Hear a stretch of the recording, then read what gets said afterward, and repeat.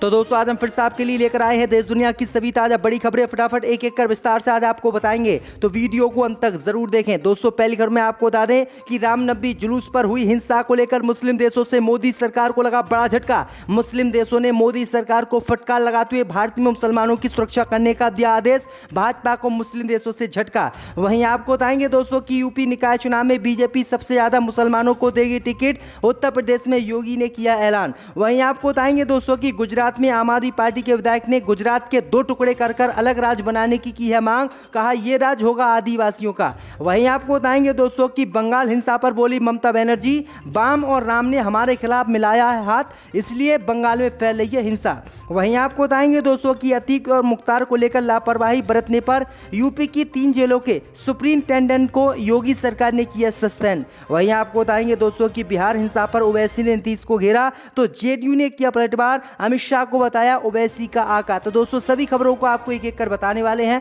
Video को like कर channel को सब्सक्राइब कर दें। इसी बीच पर तो दोस्तों अगली खबर की ओर, तो रामनवमी जुलूस पर भड़के हिंसा को लेकर मुस्लिम देशों से मोदी सरकार को लगा बड़ा झटका। मुस्लिम देशों ने मोदी सरकार को फटकार लगाते हुए मुसलमानों की सुरक्षा करने का दिया आदेश।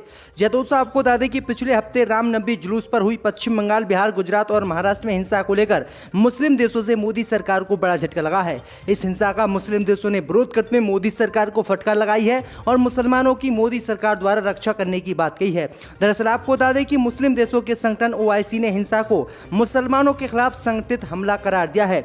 मुस्लिम देशों के संगठन ओआईसी ने कहा है कि भारत ने रामनवमी जुलूस पर हिंसा के जरिए मुसलमानों को निशाना बनाया गया है, जो कि चिंताजनक है। वहीं आपको बता दें कि ओआईसी महासचिव की तरफ से इस चिट्ठी में बिहार के बिहार शरीफ में हुई हिंसा का जिक्र भी किया गया है और कहा गया है कि हिंदुओं ने मदरसे को निशाना बनाया, लाइब्रेरी को आग के हवाले कर दिया। यह भी आगे मुस्लिम देशों द्वारा कहा गया है कि रामनवमी शोभा यात्रा के दौरान कई भारतीय राज्यों में हिंसा हुई है और मुसलमानों को निशाना बनाया गया है। इसी दौरान मुस्लिम देशों ने मोदी सरकार को चिंताजनक बताते हुए कहा है कि मुसलमानों के खिलाफ भारत में लगातार हिंसा फैल रही है, इसलिए मोदी सरकार को हिंसा फैलाने वाले लोगों के खिलाफ कार्रवाई करनी चाहिए और मुसलमानों की सुरक्षा करनी चाहिए। तो ये बड़ी अपडेट आई दोस्तों कि 57 मुस्लिम देशों ने इसका विरोध किया और मोदी सरकार का फटकार लगाई है। इसी बीच पर तो दोस्तों अगली खबर की ओर, तो यूपी निकाय चुनाव के लिए बीजेपी ने की प्लानिंग। मुस्लिम उम्मीदवारों को सबसे ज्यादा टिकट देने का किया उत्तर प्रदेश में ऐलान। दोस्तों आपको बता दें कि उत्तर प्रदेश के निकाय चुनाव में भारतीय जनता पार्टी इस बार सबसे अधिक मुस्लिम प्रत्याशियों को उम्मीदवार उत्तर प्रदेश में बनाएगी, जिसमें भाजपा का मुख्य निशाना इस बार पसमानदा मुसलमान होंगे।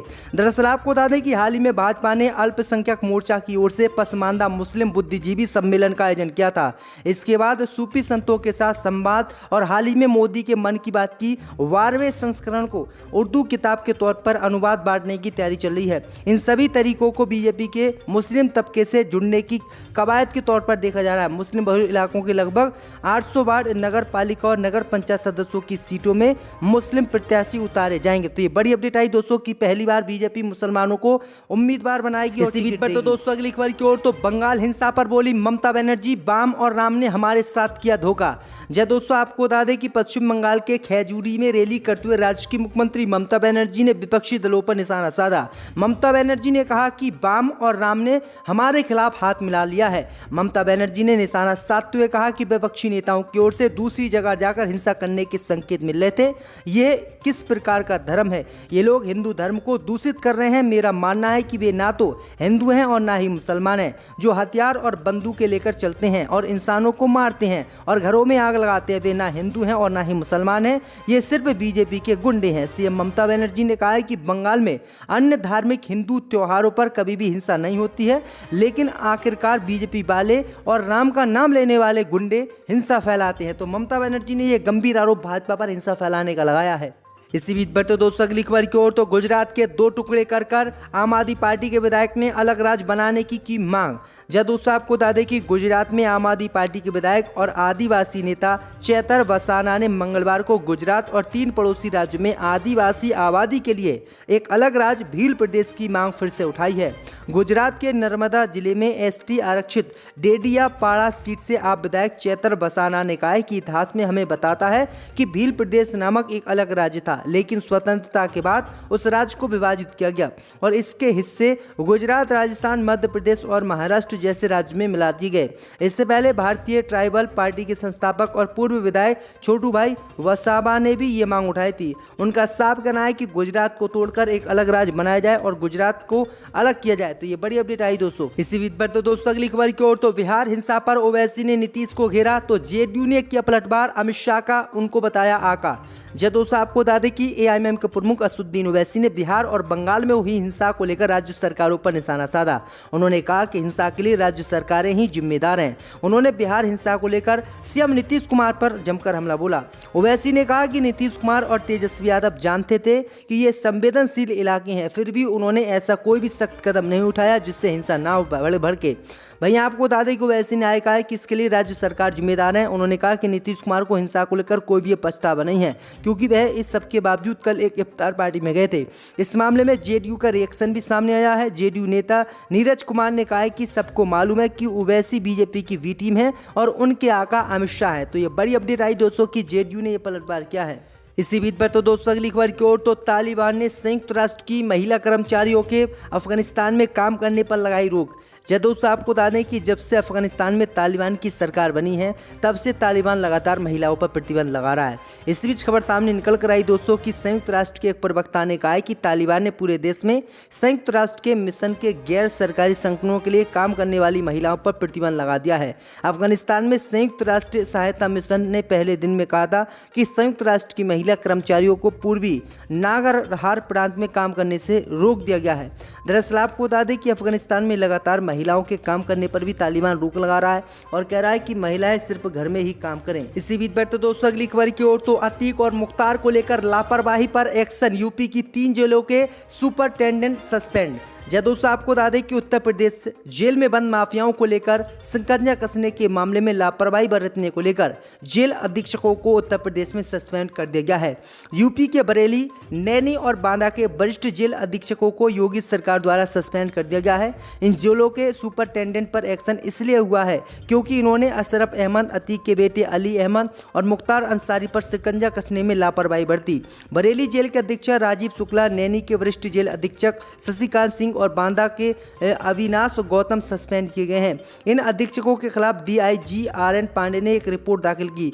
इस आधार पर यह एक्शन हुआ है। दरअसल आपको बता दें कि इन पर यह आरोप लगा है कि इन्होंने अतीक, मुख्तार और उनके भाई पर कोई भी कार्रवाई नहीं की और इन्होंने दोस्तों वीआईपी सुविधा जेल में उनको दी और उन्हें कोई परेशानी नहीं आने दी। इसी मामले को लेकर इनको सस्पेंड कर दिया गया है। इसी बीच पर तो दोस्तों अगली खबर की ओर, तो पश्चिम बंगाल में हुई हिंसा पर केंद्र की मोदी सरकार हुई सख्त। गृह मंत्रालय ने 3 दिनों के भीतर ममता सरकार से मांगी रिपोर्ट।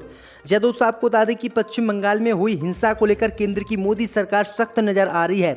गृह मंत्री अमित शाह ने मंगलवार को रामनवमी जुलूस पर हुई दंगे और खराब कानून व्यवस्था के मामले पर ममता सरकार से रिपोर्ट मांगी है। गृह मंत्रालय ने पश्चिम बंगाल के चीफ सेक्रेटरी से 3 दिनों के अंदर पूरी घटना पर रिपोर्ट भेजने को कहा है। बंगाल बीजेपी अध्यक्ष सुकांत मजमूदार ने गृह मंत्री अमित शाह को चिट्ठी लिखी थी, जिसमें उन्होंने कहा था कि हिंदुओं को लगातार बंगाल में निशाना बनाया जा रहा है। इस चिट्ठी के बाद गृह मंत्रालय ने ये रिपोर्ट मांगी है। इससे पहले गुरुवार को हावड़ा में रामनवमी के जुलूस के दौरान 2 समूहों के बीच झड़प के बाद गृह मंत्री अमित शाह ने बंगाल के राज्यपाल सीबी आनंद बोस और राज्य बीजेपी प्रमुख सुकांत मजमूदार से बात की और राज्य में कानूनी व्यवस्था की स्थिति का आकलन किया। तो ये बड़ी अपडेट आई दोस्तों।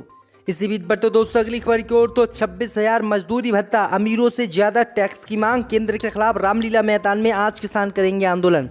दोस्तों आपको बता दें कि देश भर के किसान और मजदूर आज रामलीला मैदान में सरकार के खिलाफ प्रदर्शन करेंगे। लेफ्ट पार्टियों के झंडे तले ये प्रदर्शन होगा। वे मजदूरों के लिए न्यूनतम भत्ते, ठेकेदारी प्रथा खत्म करने और अग्निपथ स्कीम को वापस लेने की सरकार से मांग करेंगे। All India Kisan Sabha, centre of Indian trade union और all India agriculture workers union से जुड़े तमाम किसान न्यूनतम समर्थन मूल्य को लेकर कानूनी जामा पहनाने और किसानों के लिए केंद्र से कर्ज माफी के साथ साथ 60 साल से ज्यादा उम्र के किसानों के लिए पेंशन की मांग का मुद्दा उठाएंगे। पिछले दिनों किसान ने रामलीला मैदान में महापंचायत की थी। किसान मजदूरों के वामपंथी संगठन मांगों की लंबी चौड़ी फहरिस्त को लेकर रामलीला मैदान पर इकट्ठा होंगे। इसके बाद ये प्रदर्शन देश के लगभग 400 जिलों तक जाएगा, जो लोकसभा चुनाव तक जारी रहेगा। तो ये बड़ी अपडेट आई दोस्तों कि केंद्र की मोदी सरकार के खिलाफ हाथ धोकर किसान पीछे पड़े हुए हैं और सरकार को उखाड़ फेंकना चाहते हैं। तो ये बड़ी अपडेट आई दोस्तों। सचिन चौधरी के खिलाफ शिकायत दर्ज कराई गई। अच्युत अग्रवाल ने बताया कि प्रधानमंत्री मोदी को लेकर उत्तर प्रदेश कांग्रेस महासचिव सचिन चौधरी ने जिस तरह से अभद्र भाषा का प्रयोग किया है, इसे कोई भी भाजपाई बर्दाश्त नहीं करेगा। पीएम मोदी को लेकर सचिन चौधरी ने आपत्तिजनक टिप्पणी की है। इसे लेकर कोतवाली संभल में उनके खिलाफ शिकायत दर्ज करते हुए एफआईआर कराई गई है। तो ये बड़ी अपडेट आ रही है।